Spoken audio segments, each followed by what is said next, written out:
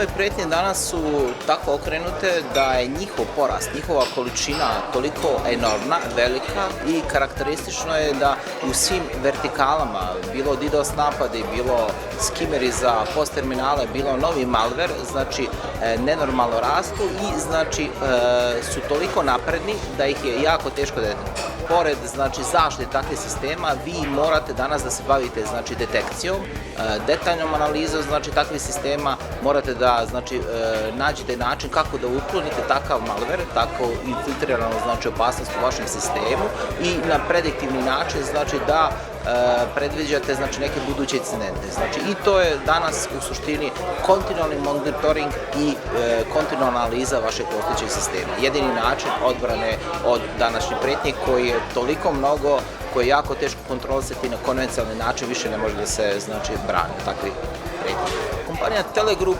kontinualno proširuje svoj portfolio kako se te nove pretnje pojavljuju.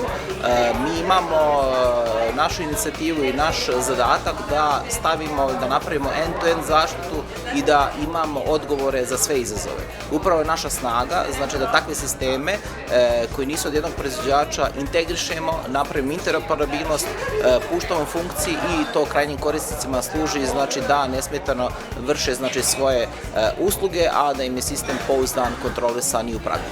Tržište je spremno, nažalost, znači problemi u ICT security su danas pojava novih tehnologija. Vi ste svjesni znači danas da Internet of Things, pojava Bitcoina, pojava Big Data, znači tehnologija, da ne pričam cloud, to više maltene i nije nova tehnologija, mobilni uređaji koji su prisutni to.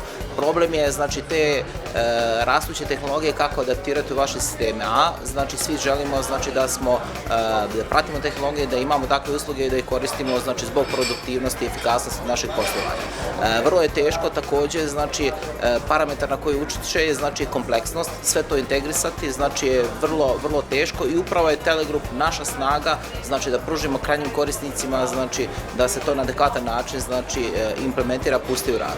Naravno, parametar koji je uvijek ključan, nedostatak budžeta, znači, ali tehnološki mi predviđamo, dajemo sugestije, dajemo projekte i tehnologije koje su urgentne, koje su po prioritetu, znači implementirajući znači korak po korak, znači unapređujući kompletan sistem zaštite znači u nekom kontinualnom periodu.